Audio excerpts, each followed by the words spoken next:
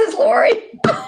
Okay, powder your noses, and we're going to do something. So first of all, it's great to have all of us here. I was just mentioning to Maura, and she was so funny because we're going to be doing some visceral stuff today because the questions are very, very personal and quite remarkable and fascinating. So what you just shared with me, Maura. By the way, Lori, wouldn't you think that that somebody, either Jim or Maura, are of Irish extraction with a Sweeney? Wouldn't you think that? Oh my God, of course. And how about you, Diane? I mean, aren't they quintessential Irish? Diane. But not in the least. No. Definitely Polish. But we'll go. Okay, kids, here's what we're doing. We're doing a what they call the 30-second countdown. I don't know why we're doing it, but just because our webmaster says do it. So I'm going to listen to him. So get ready. You'll be hearing some music, I hope. And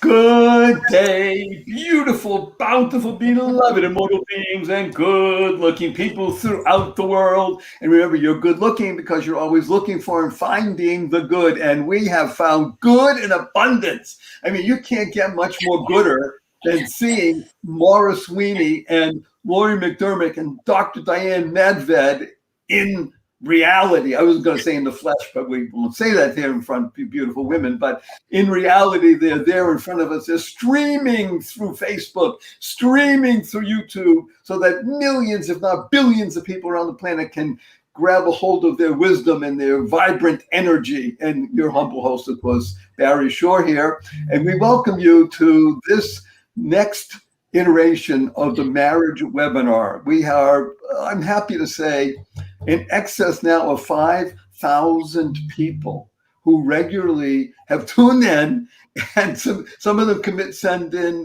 comments and questions. Almost all the comments are very positive.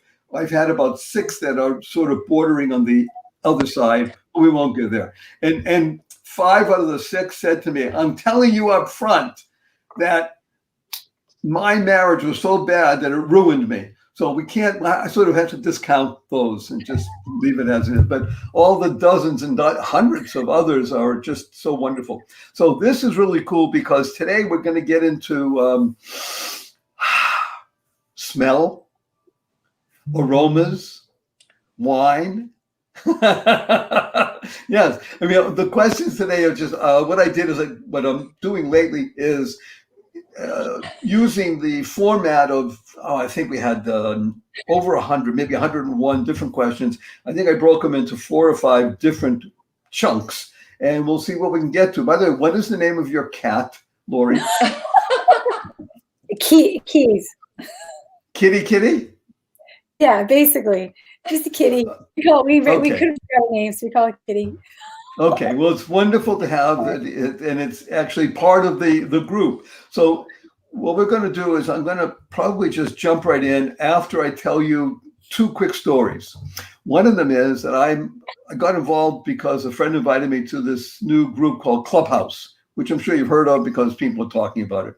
So I'm hosting a room on Clubhouse called The Joy of Living. Can you imagine that? Imagine. And so we got into discussing with some of the people that came because they were intrigued by the title. Most of the time they say that on this thing called Clubhouse and a lot of other these kind of places, people are always there talking about business and making money or losing money or doing this and that, but it's always oriented toward that kind of stuff. You know, how to make more money quicker, be smarter, and able to leap tall buildings in half a bound and things like that. And here we are talking about joy. Oh, how refreshing. So this wonderful person who now has scheduled it into her timer to be on the call at 8 a.m. on Tuesday, but she's on the East Coast, 11 a.m. And now we're in the 3rd discussion with her, and she tells me her father is a pastor, her parents are married for 35 years. She really wants her to come to the webinar. She's going to try and be involved, and she might send us a note. And so her name is Katie. just really sweet, wonderful being. And she told me that her parents, her father especially, when she asked them, she said she must have been about 15 years old. She's 30 something now. What was it?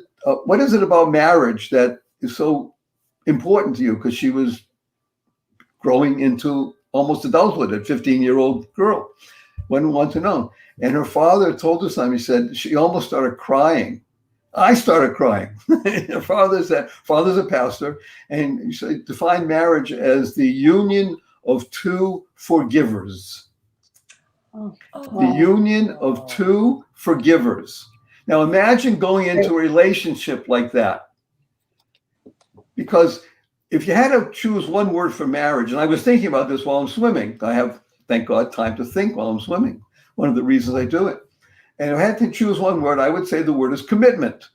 That's all I'm saying. And I think it's probably one of the best words you could use for marriage. So the same thing, by the way, in business, commitment is the issue. But the union of two forgivers, of people entering into a relationship with that mindset, that heart set. So I had to say it to everybody out there and us. I thought that was really a great contribution. So thank you to Katie, whether you're listening, watching or not, because it was something, obviously a man of the cloth, but he was giving over to his young daughter we call it an eitzah, advice for eternity. What better way to live, right? Union of two forgivers. Woo! Especially, I keep thinking about Lori and what Lori does with helping other women and what she went through and such like that. The other one that was very fun came from somebody else that I know who's in this Clubhouse group. He's actually the head of the particular part that I'm in. So he has something that he has been working with for years. And when he got my book, he was really excited because he says to friends or anybody who listen to them, he says, complaining is for suckers. Now, our whole our gig, this past show and this show and the next one is going to be don't complain, don't blame. So he tells his friends, complaining is for suckers. And the people get the gig after all. They say, well, I don't want to be a sucker. Well, that's what complaining is. That's, you're a sucker if you fall for that kind of stuff because it just rots the inside and doesn't bring any benefit. Well, that's kind of dumb, isn't it? Why would you do that? So again, that's the intro to DCDB. Great, that should be a great rock group, right? DCDB. Don't complain, don't blame. And we're going to start with, again, some of these questions I thought were just so wonderful because they were just so real and people getting comfortable with us in a nice way. So let me just throw it out. I think I can frame it properly. Before I do that, of course, I want to introduce our distinguished panel.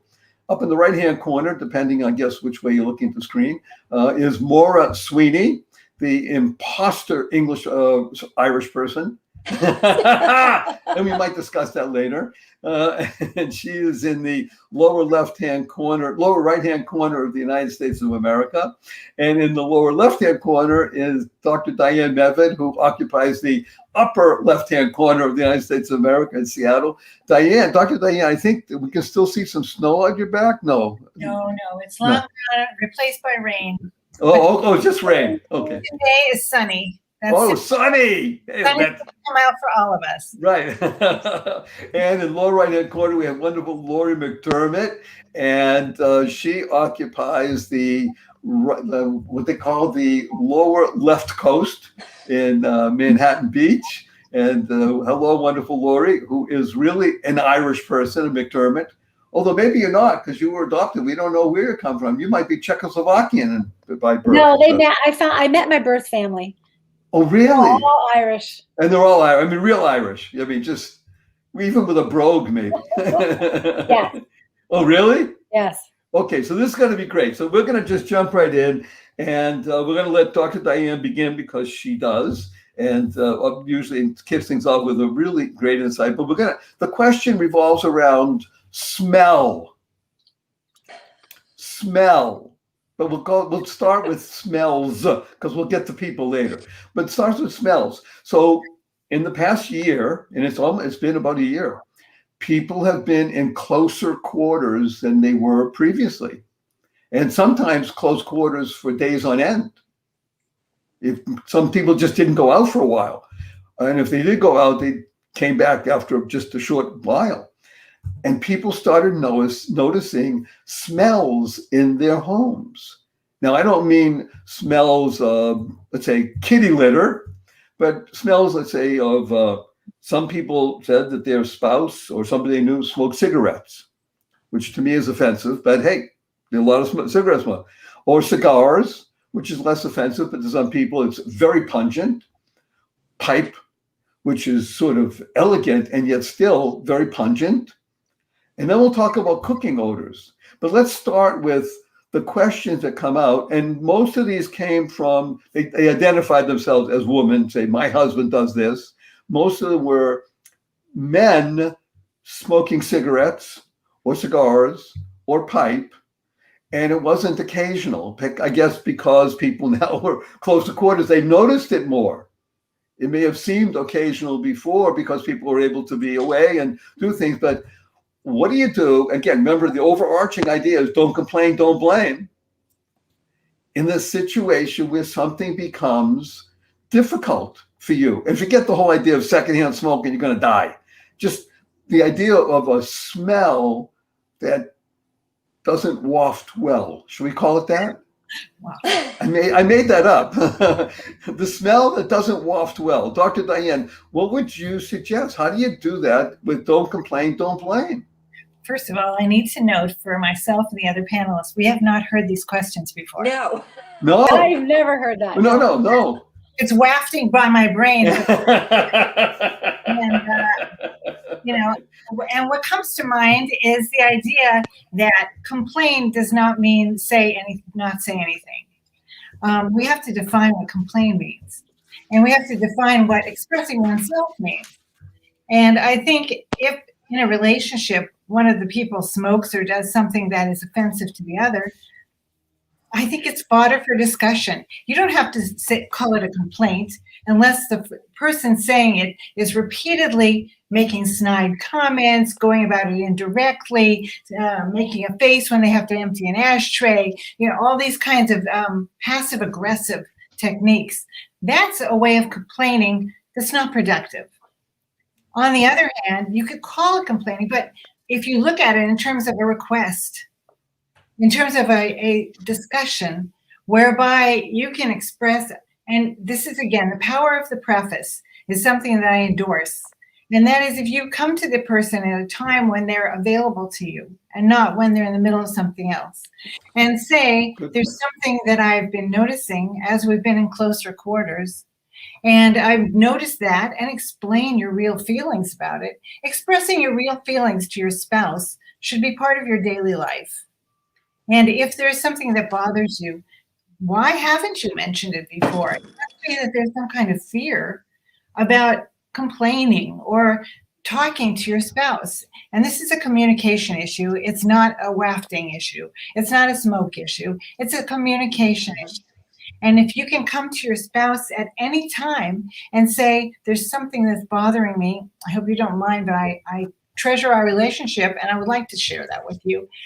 They shouldn't mind that you say anything that's going on with your life, because your partner is supposed to be ideally your soulmate and the person who understands you better than anyone else. And if by now, after having several situations whereby the partner smokes and it bothers you, that smoker doesn't know that it bothers you or that it's something that you want to change, I think that becomes then a communication issue. You need to think about the style of communication and how you feel about your partner. Is there fear? Is there fear of a reaction? Is there something that is a long time habit that could be corrected? And lots of times working with cognitive behavioral therapy, which is my modality as a psychologist, that's one thing that I would do is tease out the kinds of habits that you have, the way that you speak to your partner, the phrases that you use, the reactions that you feel when you're going to speak to the partner, and when it's happening and what that partner has done. Then you can start saying, okay, what I've done before maybe wasn't the most productive way to do it. How can I replace the methods I've used was something that may be more constructive? What would lessen my fear about this? What would make this something more natural for me to talk about with my partner? This is very nice. So we're moving it from don't complain, don't blame, and not focusing on the action per se, but on the reality that this is a communication issue. Well, I think you have to kill two birds with one stone. I mean, clearly you have to communicate about the thing that's bothering you. Mm-hmm. But take a step back and think about if this has been a habitual problem. Why haven't you talked about it? Well, let's take the other side. Let's say it wasn't before. Let's even say, again, most of these questions came from women about men, because most men, it's more men that smoke cigars or pipe, and maybe even cigarettes. I don't know, maybe half. But I took these questions as I didn't really notice before, and it didn't bother me that much. Now that we're closer in, it's beginning to bother me. So I'm saying, I think you're right. Now it becomes a communication issue. Wait a minute, now it bothers me. It didn't before. Okay, I can say, honey, I love you. I just want to let you know, I didn't even notice it before. Now I do, and I don't like it. And it's very important if you're going to make a criticism, if you want to call it that, or communicate something that bothers you, to have in mind some way to solve it, to take the next step. Oh, very good. Well, instead of leaving your ashtray here, maybe we could put it there, or maybe you could smoke in this other area so that when you're doing it, we could close the door and I could be doing stuff in the other room. Think of a solution. Don't just be a complainer. A complainer is someone who just points out a problem repeatedly. Right. Be a marital partner. You're working together as a team to make sure both of you are satisfied. So you need a solution that is going to be acceptable to both of you, and make a proposal. If you're going to say, this has been bothering me, I've been thinking about it, maybe one way we can deal with it is, or you might even want to say, if it's truthful, I really wonder if this is really helpful for you. And I care about you. And many people have died from your habit, and maybe we need to, think about that. Is this something that you can't give up because of the pandemic is making you more nervous, or what's going on with you? I care about you. I want to be here for you, and I want to solve whatever problem ever comes up. So maybe this is something that is more frequent than you've ever done, and we can talk about how to remove the stresses that might make you go toward that as a release. So there's a lot of different levels that you can attack this from, but I would always just say, if you're going to be critical, first of all, use the power of the preface and come with the idea that this is not insolvable. It is solvable, and that you're a team, you're working together, and offer some solutions and ask feedback so that together you can resolve the problem and feel better about the situation. Excellent. The power of preface has been you've been bringing it up, and actually I have 3 comments about that over the past few weeks. That's very great. People are liking power of preface, and the team, and coming with a solution. By the way, this is very important in every situation, because we're using marriage as a construct here, but this applies whether you're sitting in a coffee shop with some friends, or you're at a poker game, or you're in a boardroom, because these human interactions are the same. The power of the preface, understanding the team dynamics, and coming with solutions, because otherwise it does come out, in my humble opinion, as some sort of finger-pointing, blame, or complaint. So Maura Sweeney, who is not really a Sweeney, but she is a Sweeney. I love this. We're not going to talk about personal stuff right now, but we'll share something later. Your thoughts, please, on if you saw all of a sudden, because you just the two of you in this larger house now, but if you were in a smaller place and there were, let's say Jim smoked marijuana a lot and you didn't like it, or maybe you did like it. Right. That's another story. Should I preface with a few things? First of all, I'm always glad Diane goes first. Diane, you have just always this nice way of getting the question, formulating something, and then Lori and I could both rip off in our own ways. The second thing I want to tell you is I'm glad you were not referring to something like body odor. I thought, where is this question going? Oh, wait a minute. You are prescient. We will be that's one of the next questions coming up. Okay. We're going to go there. But let's stay with this stuff. I wanted a waft first, and then we'll get down to the wilted. Okay, so here's the interesting thing. Listening to Diane, she said what immediately came to mind for her was that it was a communication issue. And oddly enough, I had a similar thought, but my word that came to mind was, this is a compromise issue. When I heard this, that was the word that came to mind, compromise. And I love this idea of the power of preface. And what I usually do is I think about, how am I going to frame a situation? Because we can all have a similar situation, but the issue is, how are we going to frame it? How are we going to place our request within that framework in such a way as that it keeps the communication going open? So I was thinking framing the situation and delivering a request. So I would say, you know what? This is really an amazing time. We've never spent so much time together in the same, inside the same four walls. And there's something I realized that I didn't prior to, let's say, COVID or whatever. And I'm noticing that I am probably more either aware of the sense in this house than I used to be, maybe because I was out more often, and I don't feel either as healthy or as comfortable, or maybe I don't want to say as clean. Like sometimes, you feel with cigarette smoke, or I'm sure it's the same with cigar or pipe smoking, could get into your clothes. It stays on clothes and everywhere. Right. I think many of us grew up in houses like that years and years ago. But I said, you know what? I realize we're both living here, so it's got to be something that works for both of us. I'm wondering if we could come up with some kind of a compromise. There's that word for the two of us, where you could still feel like you're enjoying a smoke now and then, but I also feel like I have a little bit more fresh air. So I'm wondering, and again, it's going to depend on your living situation. Here in Florida, we have lanais. The lanai would be, an area that's sort of indoor, outdoor, but it's screened area. So that's a great place to sit, and therefore the fumes could go somewhere else.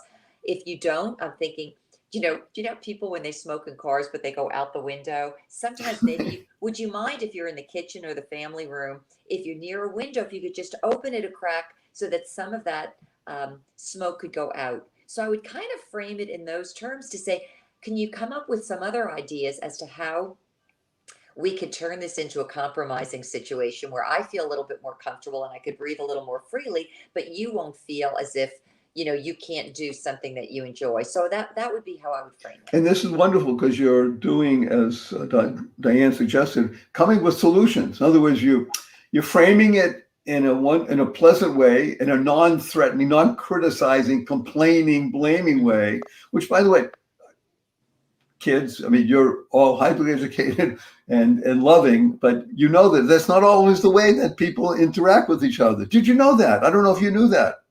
I've actually met people that don't actually do that. So I'm just, oftentimes the questions we get are from people who are at odds with each other. And I think what we're doing here is we're bringing it to another level and trying to make it so that they, when people get a hip replacement, one of the reasons you get hip replacement is because it's bone on bone, right? And that interstitial fluid or cartilage doesn't exist anymore. Now it's pain. Well, what we're just suggesting, and Lori's probably going to bring some more in, is making sure that the interstitial fluid is really in there so that there's movement and we can all be hip, and it'd be nice. Okay, wonderful, Lori. What do you suggest, either for yourself or the women that you deal with? Do they ever have a problem like this? Frame the question again for me, because we're talking about not body smells. We're talking about we're gonna get to body odor next. I got a lot for body. Yeah, we're gonna get there, but we're now talking about odor, mostly from cigarette, cigar, or pipe. Because the next one we'll talk about food. In other words, cooking. Interesting enough, everybody thinks cooking. Oh, I love it. Minestrone soup, and yet some people don't like the smell of this or that from certain ethnic background. But let's just stay with things like smoke at the moment. By the way, a lot of people, I did when I was a kid, but I don't anymore. Marijuana. I happen to like the smell of marijuana, but I think that it creates a much deeper smell even than cigarette, pipe, or cigar. It's pungent, especially the stuff today. Now, again, remember, I'm 72, so I'm talking about 60 plus years ago when I smoked marijuana. So it was kid stuff compared to what's today. Today you're talking about powerful stuff. But anyway, so go to bed. The question that we're framing at the moment, wonderful Lori McDermott, the wife expert, has to do with smell that you didn't notice before because your partner was not in the same four walls as much, and maybe smoked at the office or someplace else outside. But now it's much more there, and it disturbs you. And you don't want to complain. You don't want to blame, because doing that just causes more chaos issues. Yeah. So I like Diane had a word. So to Maura, my word is accept.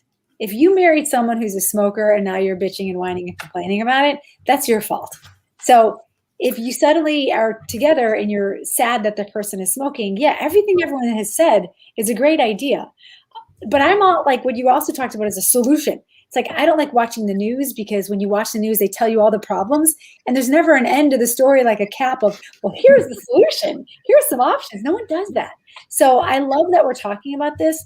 But if someone picks up smoking, which I do know some people that have picked up smoking, it is, if you can pick up any habit, that is like the worst one ever. You die and you stink.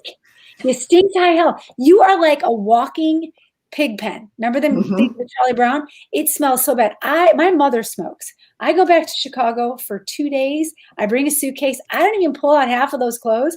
But when I leave there and come home, everything in my suitcase smells like smoke. It is the most disgusting habit. So that's that. But if you live with someone who has that habit, you have to accept that.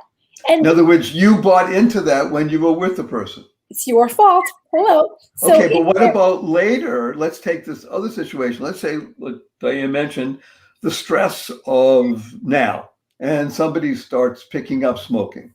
Yes. So it's definitely what everyone is saying is coming up with a solution. I get it. You love to smoke. I don't want to smell. So would you mind going out, blah, blah, blah. So I always train my wives that you never tell someone, we need to talk. We have to have a word. You don't do that. You say, hey, you got a sec? That's a great way to open a dialogue. And they'll be like, yeah, sure. What's going on? Say, yeah. You know, I got an issue and I don't know how to handle it. And I need your help. And then you share with them, my clothes are starting to smell bad. And do you want me smelling bad? And he's going to be like, no. Or she's going to be like, no, I didn't realize it. Because most people that smoke have no idea that they smell, because they're not on the outside. They just smell.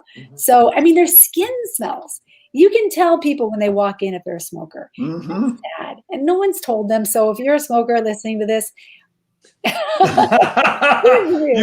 got a lot of comments up here right now. But by the way, I'll just tell you a fun story. This happened yesterday. So I'm interviewing this fascinating woman. You know who she is because of what she's written. She and her husband own the Chicken Soup for the Soul series. They bought it from the original people. So her name is Amy Newmark. So I said Amy Newmark. But in Bostonese, her name is Amy Newmark. Because in Boston, you say park, you don't say park. And so she told me a great story. Her mother, and people, by the way, in Boston, don't even realize, Maury, you might remember this if you hung around Southie at all. People in Boston with a Boston accent, a thick one, don't even know they have an accent. I mean, it's a riff on what you're saying here, Lori. Not the inability to recognize who you are in your own way to somebody else who doesn't know. So she was telling me the story when she went with her mother. They drove down to Maryland to do something and walked into a chocolate shop, and her mother ordered something called Dark Bark. Now, it's really dark bark chocolate. So the mother ordered Dark Bark. I want to see Dark Bark. And the person at the counter said, I'm so sorry, I can't understand your foreign accent. And what do you mean? I'm from Boston, Dark Bark. You know, can you spell it? D-A-R-K? That's funny. So the inability to see oneself, I wholeheartedly understand. My parents were both smokers until they gave it up cold turkey. And for the last 27 years of their lives, didn't smoke. But they lived in smoke. That was the culture they grew up in. I smelled it all the time, and it was very unpleasant. By the way, so let's move from this, and thank you for each of you for this contribution, because this is. But I want to go before we get to body smells, because you mentioned it, because that's when we got a lot of questions about this. Because again, people living closer. Ooh, I mean, I won't tell you all the questions, but cooking smells, cooking odors, cooking aromas. So people are cooking much more than they used to, even though a lot of people are ordering Uber Eats and things like that. You just from a restaurant, but people are cooking, and apparently a lot of people, husband and wife and kids, are saying, "Ooh," like this, "Ooh, what's that?" And complaining, saying, "But what do you mean? I love this stuff." And talking about food, I think it's even a little more touchy sometimes than maybe cigarettes, cigarellos, whatever those things are. So what do you do with a situation where somebody starts cooking and you don't like the smells? And obviously it's a communication issue, but it's wafting through the house. It's filling it up everywhere. And I'm telling you, we had at least 20 questions about this stuff, because it ranged everything from, what's that very pungent cheese? Roquefort is one. There's another couple of Brie, I think sometimes has a Parmesan? No. Yeah, some is Brie doesn't- anyway, I don't think pungent Brie smells. odors. And so let's think about pungent odors in the house, and then we'll talk about pungent odors on people. Let's start with the house, though. Okay, all right. I think the cooking odor thing is less of a problem than the smoking thing, because it's transitory. I mean, you have one meal and then you eat it and you're happy. So it goes away by itself. I think that people who don't like a particular odor have the power to then go outside while it's being cooked, especially if they're planning to eat it when it's served. So, I think, and it depends. I mean, how many things really smell? Liver. If I smell liver, I'm going to leave real fast. Wait a minute. I want Maura and Lori to see that face that Diane just mentioned when she said the word liver. I can't stand liver. Right, but now that's the visceral kinds of communications I was getting. People say, I can't stand, okay, liver, I didn't realize. Oh my gosh. Oh no. And I'm in the 20-25% of the population that has an aversion to cilantro. And this is apparently something they found is genetic. And one of my children has it and the other children don't have it, but I cannot stand to be around the smell of it or anything to do with it. It is just, they say it tastes like soap. It tastes even worse than soap. But I'm going to wash your mouth out with cilantro if you don't watch it. One of the worst surprises in my life is like taking a chip and digging into aguacate, to guacamole, and taking a bite and then finding that it has cilantro. Like poison. And I understand if you're sensitive, you're sensitive.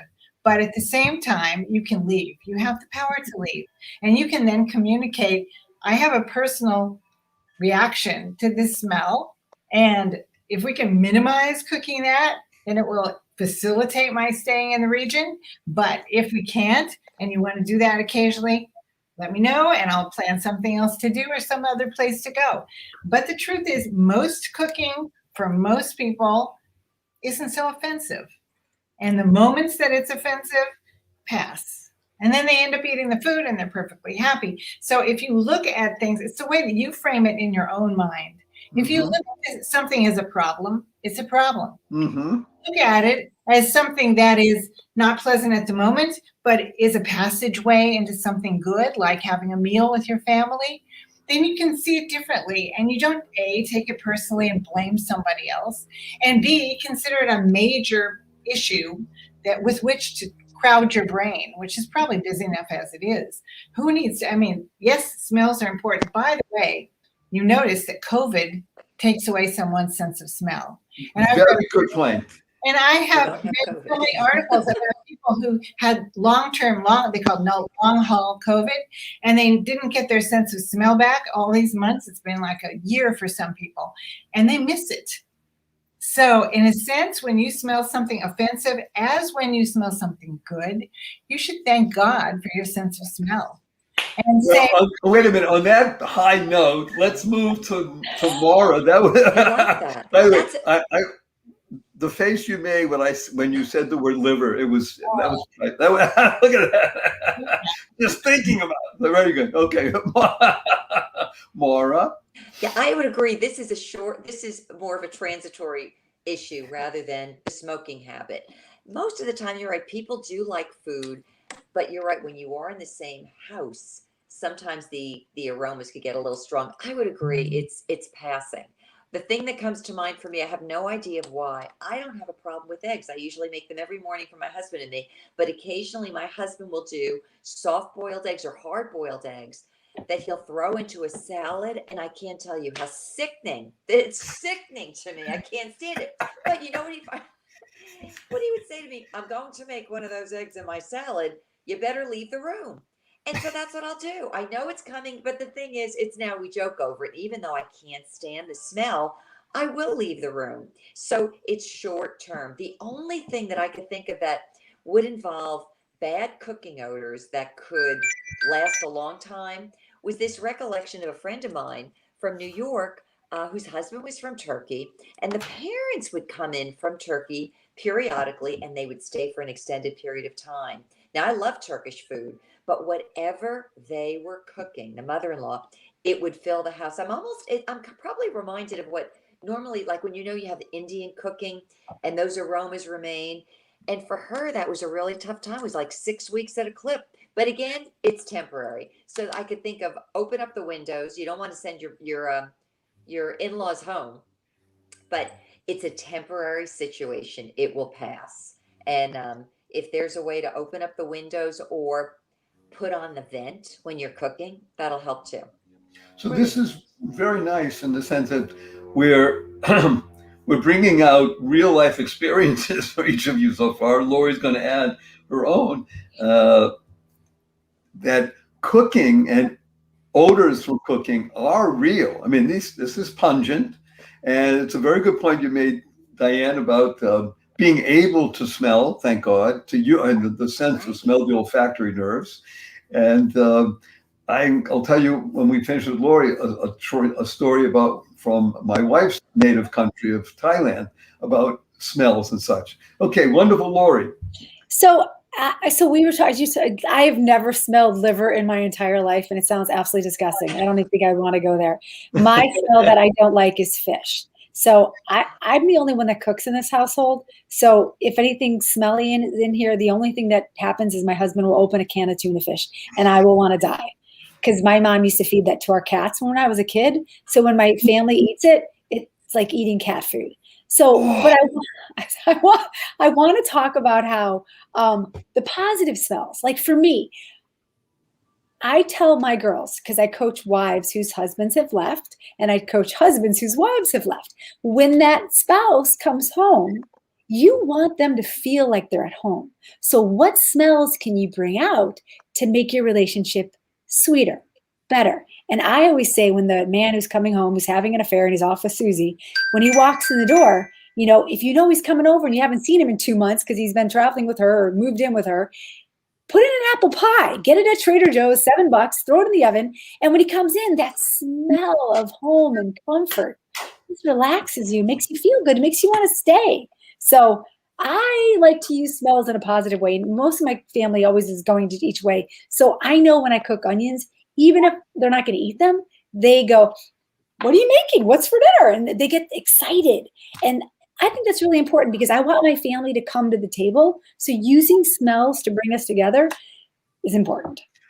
Outstanding. So I think we all know this intellectually, but if you haven't experienced it, I think it's still true. Real estate agents, especially those selling homes, not apartments, would invariably put a loaf of bread in the oven before a showing to do exactly what you said, Lori. Without even, just by definition, people didn't have to identify. They didn't say, "Oh, I smell baking bread." No, it created an atmosphere because that's what aromas do. But now you're going from odor to smell to aroma. that aromatherapy is a very important part of the human condition if you use it well. And baking bread is it's almost a universal one. But I'll mention just something. So my wife is from Thailand. So if you've either of you been to Thailand, first of all, it's Asia. Love it. And Asia is a very different aroma than Europe or America, especially in summertime when they have hot and people are sweating. But there's a particular fruit that is the national fruit of Thailand called durian or Durian, Durin. It is truly offensive. It's hard to get within a foot of durian. And yet Thai people,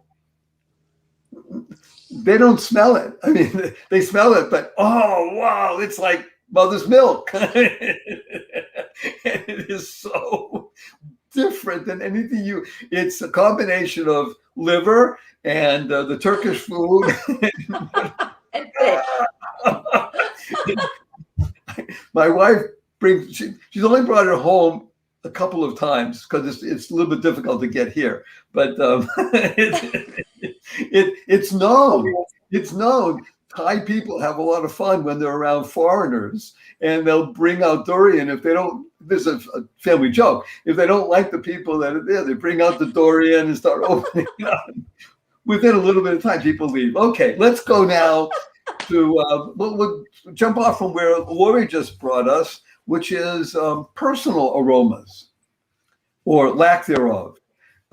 Again, using different cultures have different aspects of what we call body cleanliness.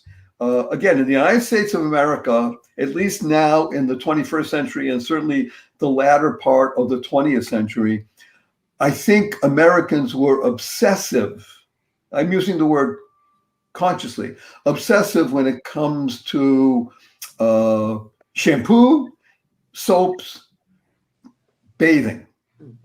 I know many people that would shower twice a day.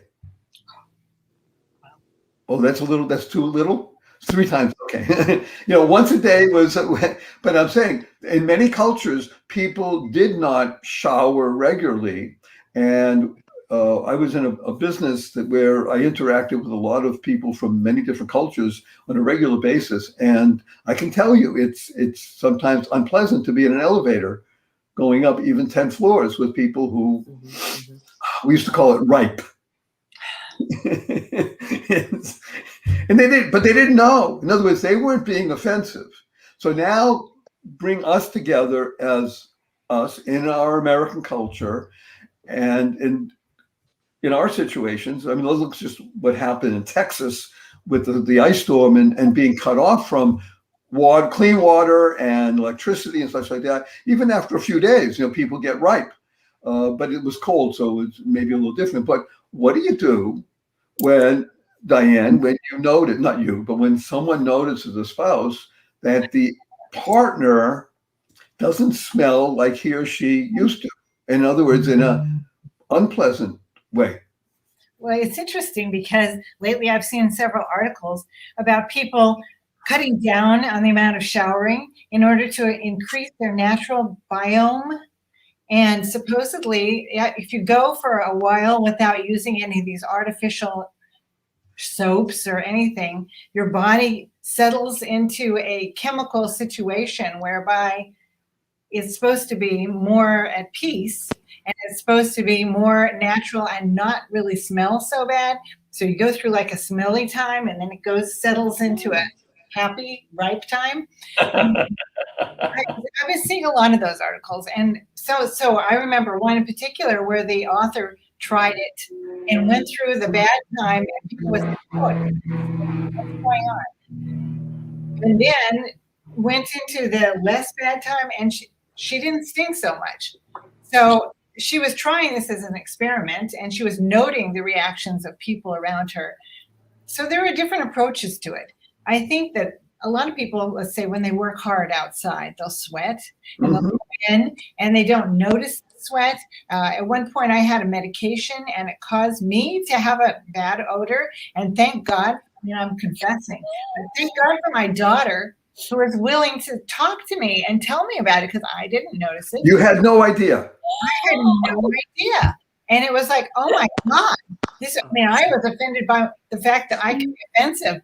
And so I told my doctor, I said, I can't take this anymore. And, once I got off it was back to normal. But there is a thing, I think, in our culture where we're too obsessed with cleanliness. And if it's a problem for you, then it might be a combination problem whereby you're anticipating a smell because you know your partner isn't using the shower as much.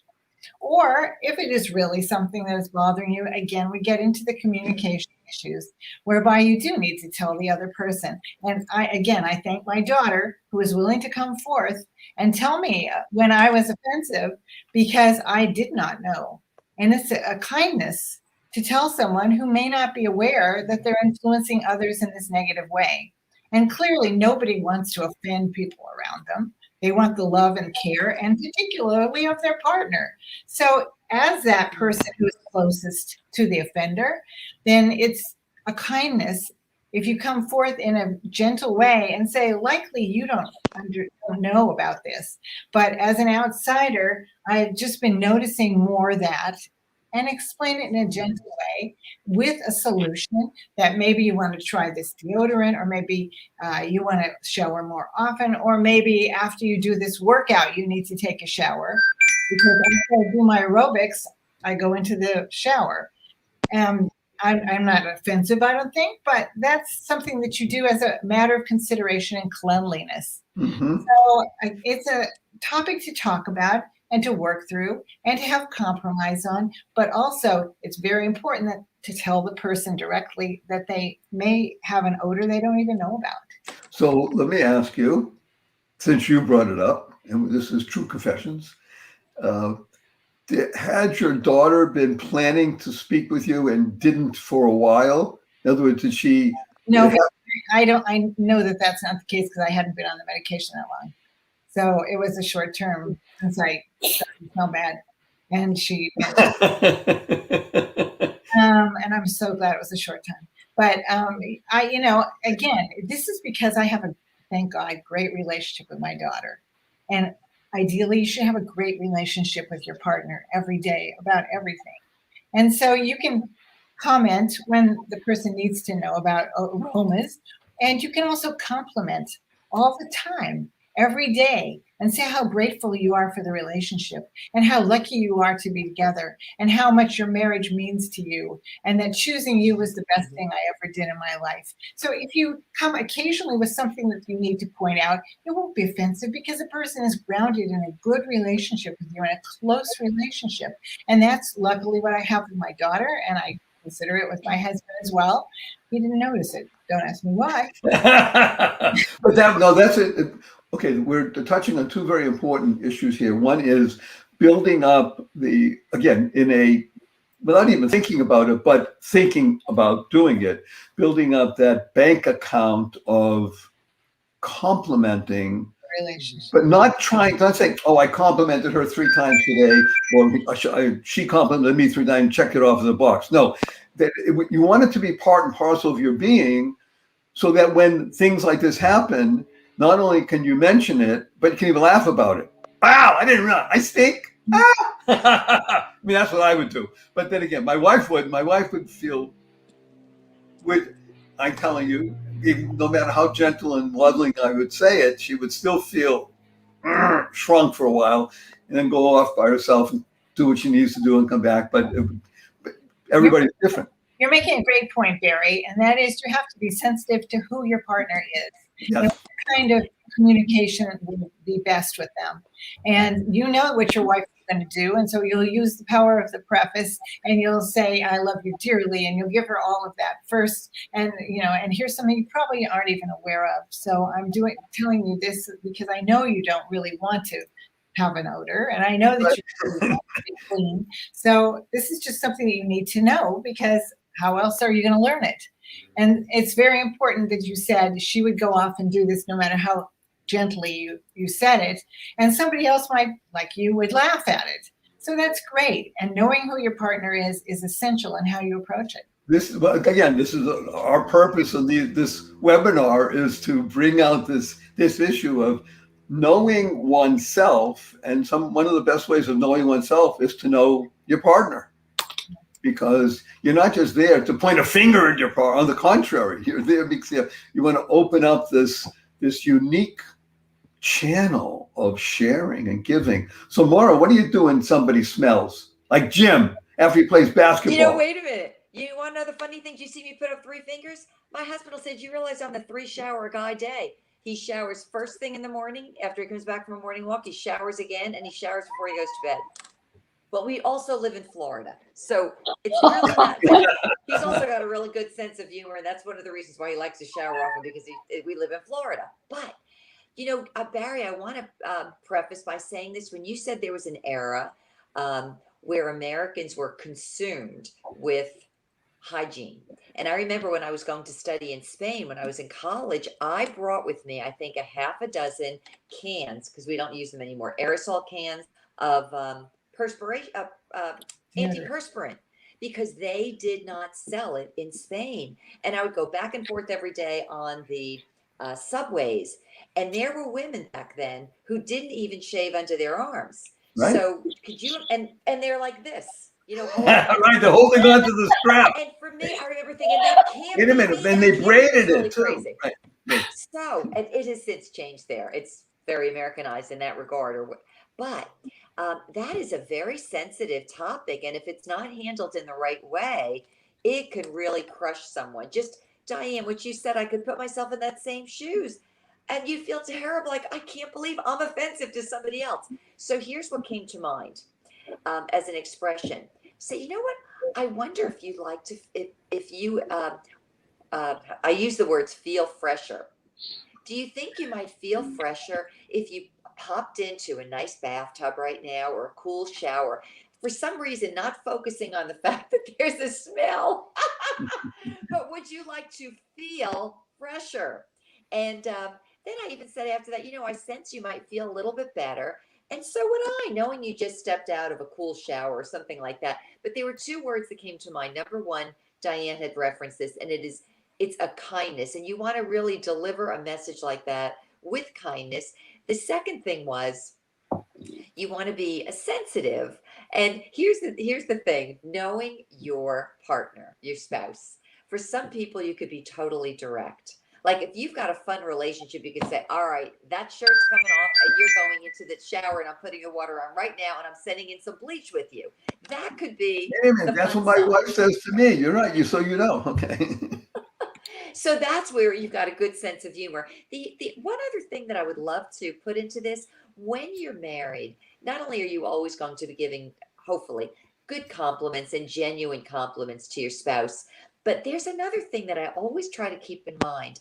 If you're really their best friend, in a sense, the one that wants to see what's best for them, and you want to make sure that they're always putting forth their best by giving them that kind of guidance, let's say, regarding hygiene, is doing them a favor and not only helping them personally, but it's also helping them in terms of the way in which others perceive them.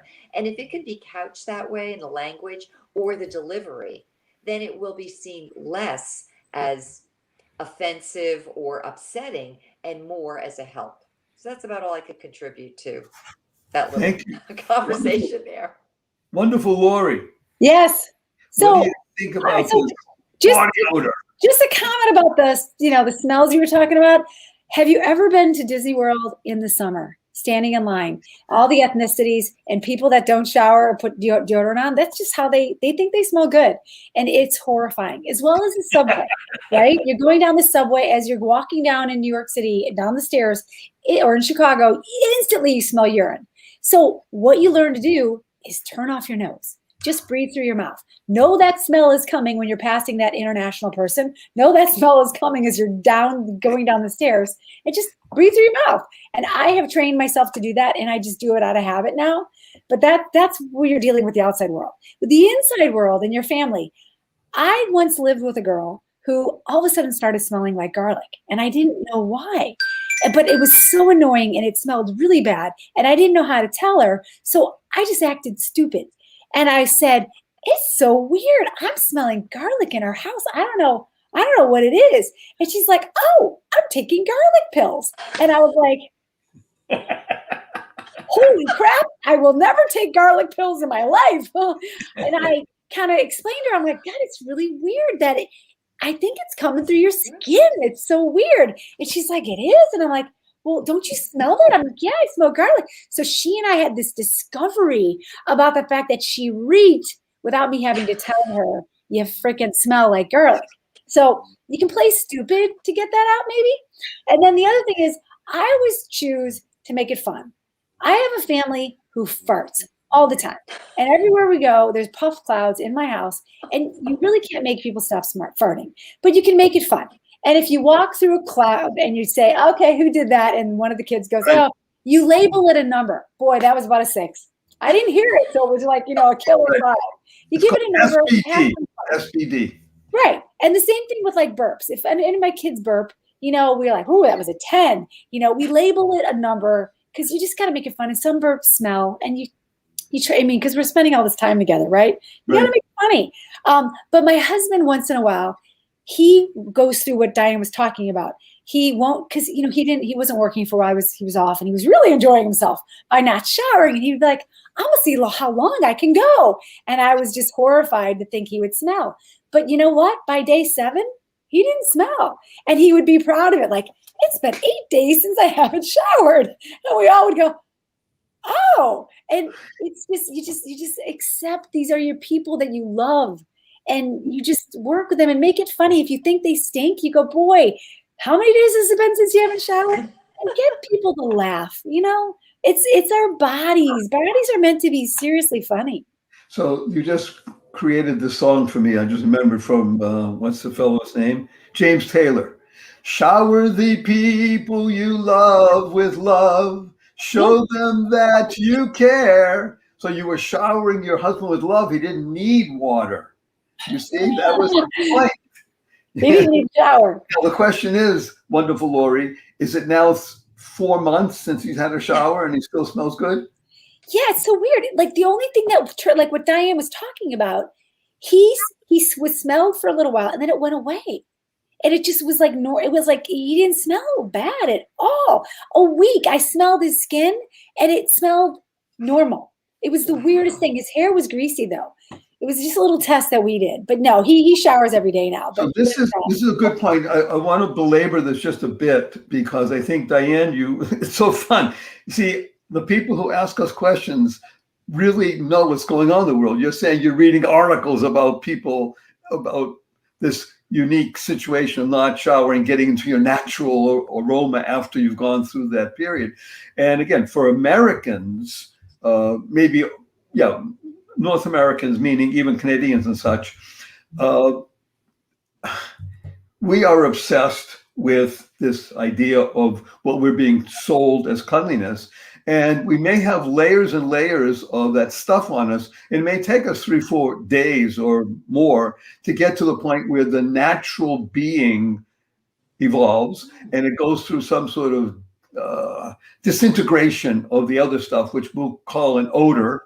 And then you get into the real natural aroma of the human being, which may be, by the way, the opposite of offensive. It may be attracting, like the birds and the bees.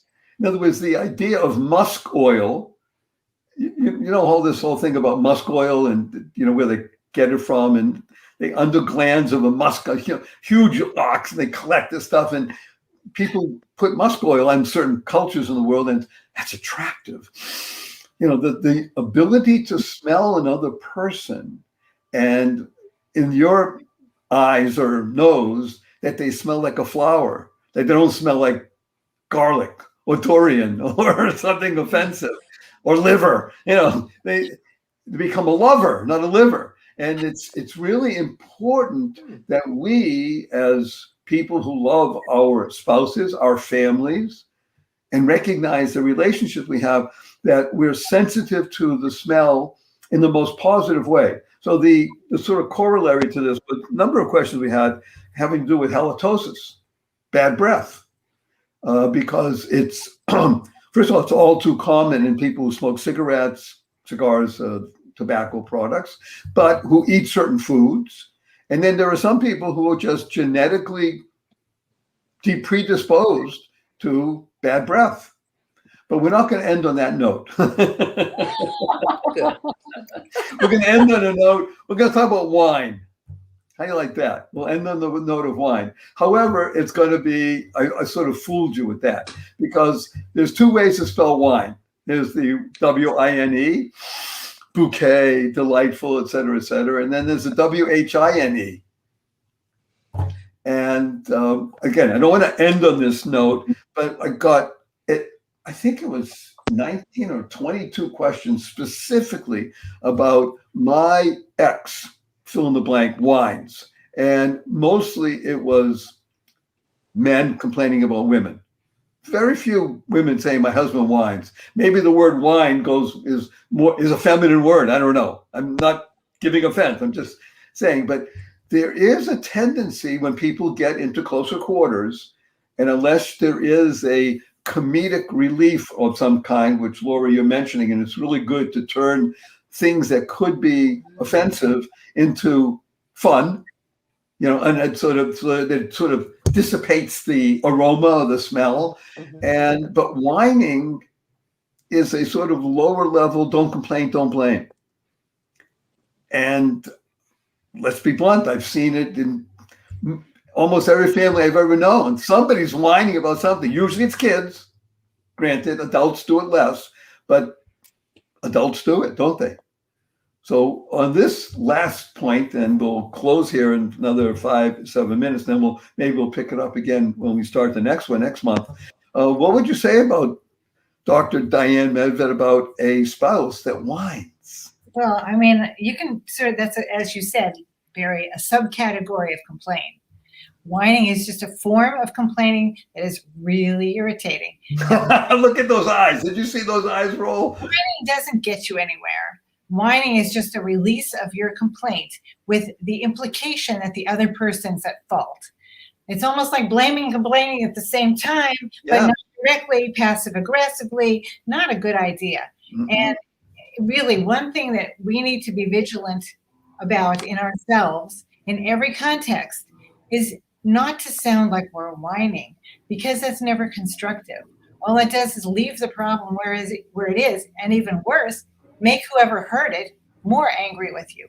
So I think whining should be banned from anyone's vocabulary. And instead, think about what is wrong for me right now. Why am I feeling that? And is it legitimate? Tear it apart before you say anything. Our words are so powerful. And even inadvertently, we can whine something that can be hurtful. And I think it's very important that we try and restrain ourselves from saying, A, anything negative that we don't have to, and B, saying anything offhand, passive aggressively, and C, saying anything that someone else might hold in their heart. And there's so many stories that I'm told about people who are remembering with great anxiety, again, a word or two that someone said years ago to them, and they're still living it down. They're still trying to correct it. Yeah. They're still angry about it. And all I have to do is say, you're very animated about that, aren't you? And they start realizing this is not resolved.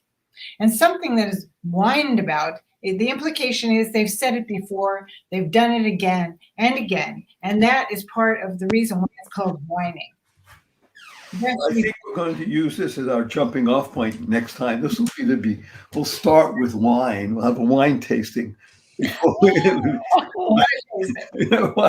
Okay, making fun. Okay, F you. And we're teaching the world to say F you. Capital N, fun. Maura, what do you think about whining? Just a couple of minutes. Then I'll make mine quick.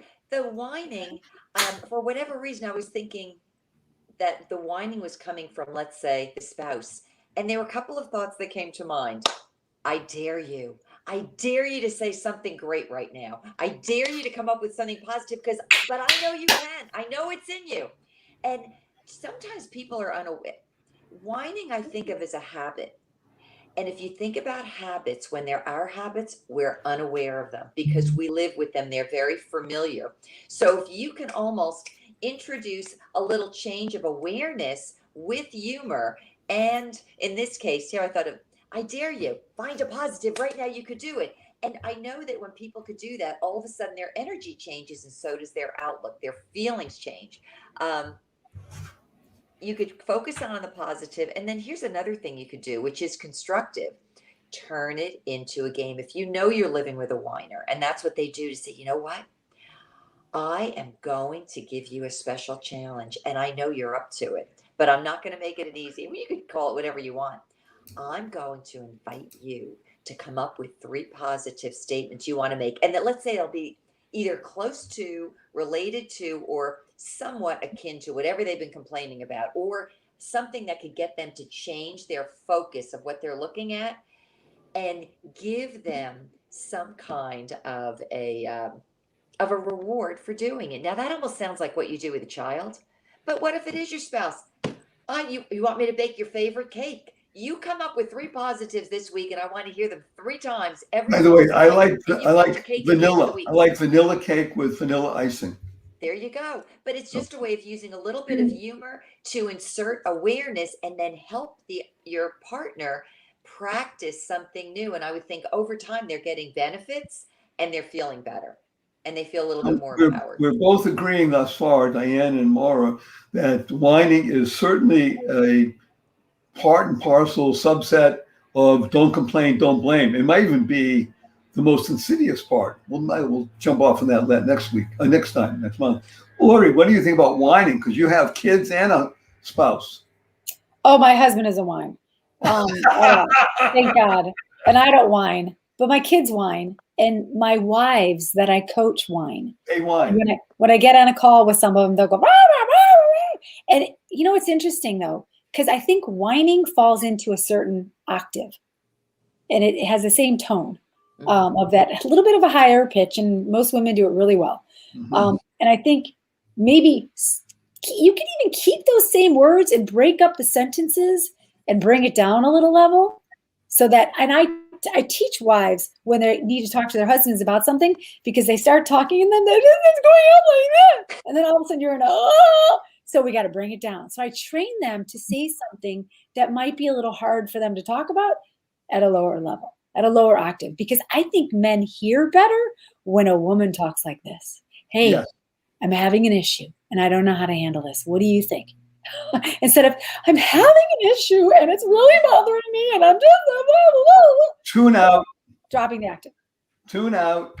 Well, I think that our wine is that elevated the whole discussion, or didn't, but it's wonderful. So on this beautiful note, first of all, we like this StreamYard, right? This is easy to use and beautiful, and it's stable. Voices are great. Okay, so what we're going to do is 2 things. I'm going to give you a cross-country hug. You remember, hug stands for harmonizing unlimited giving.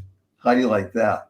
Harmonizing unlimited giving. We'll do that, and then we'll send a blessing to everybody, and we'll have people waiting on tenterhooks for next month to eat liver and not take them. We're telling everybody, don't shower for the next 30 days, please, until we come back, and we'll discuss what it's like, okay? So here's a big hug, harmonizing unlimited giving. 1, 2, 3.